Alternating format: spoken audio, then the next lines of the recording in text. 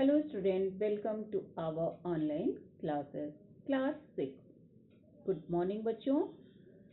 और आप लोग ठीक हैं? आप लोगों की पढ़ाई कैसे चल रही है? आप लोग अपना वर्क कर रहे हैं ना? क्योंकि हम आपकी कॉपी मंगवाने वाले हैं अपने व्हाट्सएप पे। आपने अपना वर्क कंप्लीट किया है कि नहीं किया है? अगर आप लोग अपना वर्क नहीं कंप्लीट कर रहे हैं तो प्लीज़ अपना वर्क कंप्लीट कर लीजिए।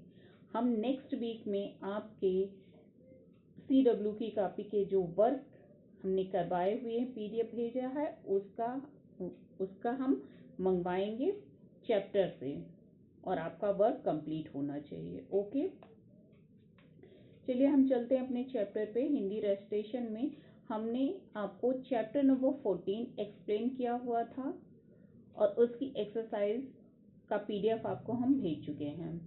अब हमारा आज स्टार्ट होगा चैप्टर नंबर 16। चैप्टर नंबर 16 है सालिम अली। सालिम अली एक पक्षी प्रेमी व्यक्ति थे, मतलब उन्हें पक्षियों से में काफ़ी रुचि थी, जो कि वो बचपन से थी।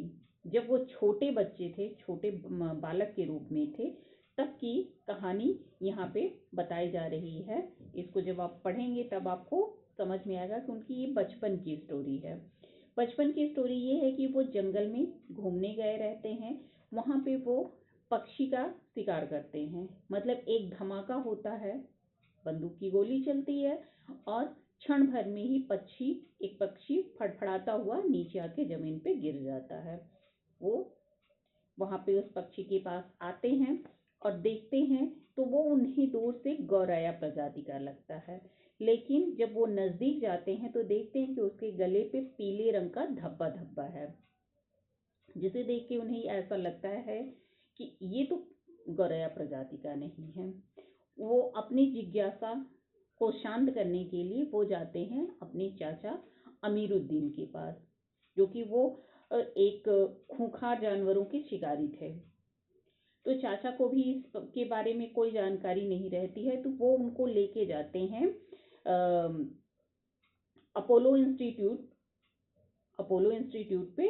वहाँ पे वो उनका परिचय करवाते हैं WS मिलार्ड से।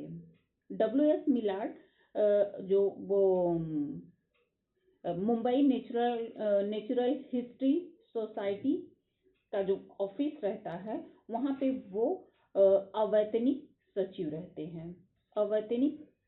रहते हैं।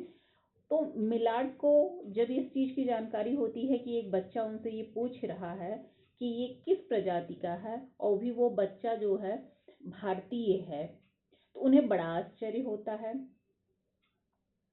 तो वो उसे एक कमरे में ले जाते हैं, जहाँ पे वो बच्चे को दिखाते हैं जैसे जो पक्षी रहते हैं उनका जब शिकार हो जाता है या वो मर जाते हैं, तो क्या करते थे कि उनकी खाल में भूसा भर के उसे स्टोर करके रखा जाता था। किस लिए? क्योंकि उसकी जो प्रजाति रहती थी उसका कुछ प्रूफ रखने के लिए। तो उसी तरह के वो एक कमरे में उसे ले जाते हैं और भूसे भरी हुई जो खाल रहती है उसे वो उस बच्चे को दिखाते हैं। लड़का को ये लगता है कि ये शायद मैं कल्पना कर रहा हूँ, ये वास्तविकता नहीं है, ये कोई कल्पना है।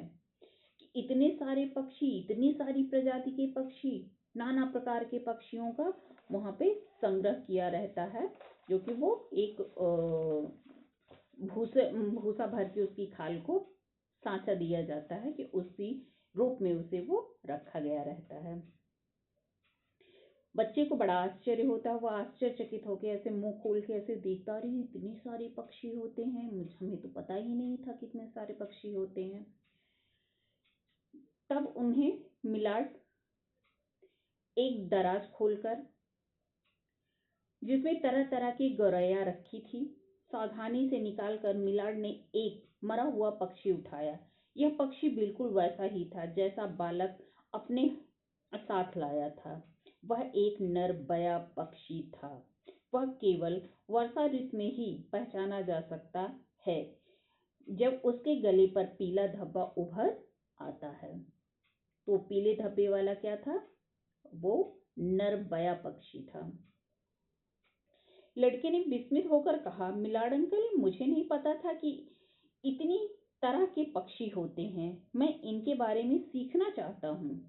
मिलाड ने मुस्कुराकर सिर हिलाया। उन्होंने अब तक पक्षियों के बारे में जानने के लिए किसी वयस्क में भी विशेष उत्साह नहीं देखा।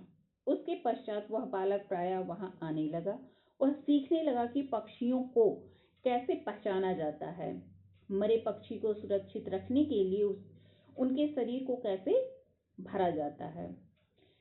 इस बालक का नाम सालिम मोइनुद्दीन अब्दुल अली, जिसे सारा संसार असाधारण पक्षी प्रेमी सालिम अली के नाम से जानता है।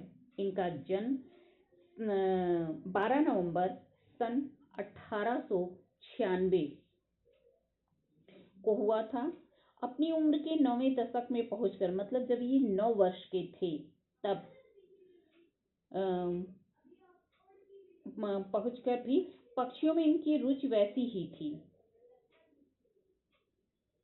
सॉरी, 9वें नहीं है, ये 90 दशक की बात हो रही है। मतलब जब ये काफी उम्र दराज हो गए, बचपन से लेकर काफी उम्र होने तक इनकी रुचि वैसी की वैसी पक्षियों में बनी रही।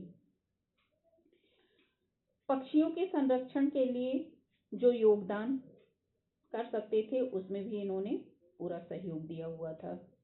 जे पाल गेटी वाइल्ड लाइफ कंजर्वेशन पुरस्कार इनको मिला हुआ था। उन्हें कई राष्ट्रीय सम्मान और पुरस्कार मिले हैं। आश्चर्य की बात तो यह है कि सालिम अली के पास किसी विश्वविद्यालय की डिग्री नहीं थी। यद्यपि उन्होंने कॉलेज में प्रवेश लिया था, मगर बीजगणित और लघु गणित के से डरकर पढ़ाई छोड़कर भाग खड़े हुए थे। वे अपने भाई की वुल्फ्रेम माइनिंग में मदद करने बर्मा चले गए, लेकिन वहां भी वे असफल रहे। वे बर्मा के जंगलों में वुल्फ्रेम के बदले पक्षियों की खोज करने लगे। घर लौटने पर उन्होंने प्राणीशास्त्र में एक कोर्स कर लिया और मुंबई नेचुरल हिस्ट्री सोसाइटी में के अजायब घर में गाइड नियुक्त हो गए। वे पक्षियों की चमड़ी उतारने और उन्हें भरने का उच्च प्रशिक्षण लेने के लिए जर्मनी गए। 1 वर्ष बाद लौटने पर उन्होंने पाया कि उनकी नौकरी चली गई है और वे बेकार हो गए हैं, मतलब बेरोजगार हो गए हैं। पैसे की कमी के कारण उनकी अनुपस्थिति में उनका पद ही समाप्त कर दिया गया था। सालिम अली विवाहित थे और काम की सख्त जरूरत थी, लेकिन उन्हें ज्यादा से ज्यादा क्लर्क का काम मिलने की उम्मीद थी और उसके बाद उन्हें अपने मनचाहे काम बर्ड वॉचिंग के लिए अधिक समय नहीं मिल सकता था। मतलब पक्षियों को देखने का, उन्हें संरक्षण देने का उन्हें ज्यादा समय नहीं मिल सकता था। सौभाग्य से उनकी पत्नी कुछ निजी आय थी, जिससे उन्हें बहुत सा सहारा मिला। उन्होंने बंदरगाह के पार किहिम में एक छोटा सा घर ले लिया। वह घर पेड़ों के बीच बना हुआ था और वहां बड़ी शांति थी। जब वर्षा ऋतु आई तो सालिम अली ने देखा कि घर के पास ही बया पक्षियों ने एक पेड़ पर अपनी बस्ती बनाई है। तब तक बया पक्षी के बारे में लोगों को कुछ ज्यादा जानकारी नहीं थी। इन पक्षियों का अध्ययन करने का सालिम अली के लिए यह सुनहरा अवसर था। 3-4 महीने तक वे रोज घंटों बड़े धैर्य से इन पक्षियों को वहां कार्यरत देखते रहते। सन 1930 में इस अध्ययन के परिणाम को प्रकाशित किया तो उन्हें पक्षी विज्ञान आर्निथोलॉजी में खूब ख्याति मिली, मतलब उससे उनको प्रसिद्धि मिली।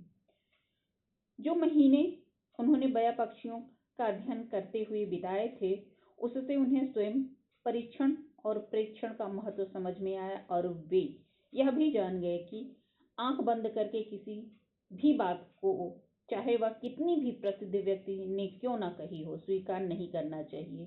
वे अपने पर्यवेक्षण के परिणामों को बार बार जांचते और जल्दी किसी परिणाम पर नहीं पहुंचते थे। मतलब किसी की कही हुई बात को आंख बंद करके नहीं मान लेना चाहिए।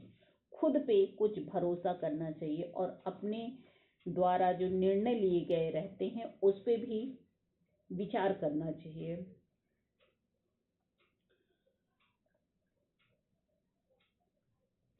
इसका प्रसिद्ध उदाहरण है रॉकेट डेल्ट ड्रेंगो में दुम के पैरों परों का निकलना। एक प्रसिद्ध पक्षी विज्ञानी ने कहा कि सालिम अली का परीक्षण गलत है, लेकिन फिर अंततः सालिम अली ही ठीक निकले। उनकी फिनबया की खोज भी महत्वपूर्ण योगदान है। समझा जाता है कि 100 वर्ष से वह पक्षी विलुप्त हो गया है, मगर सालिम अली ने कुमायूं की पहाड़ियों में उसे खोज निकाला।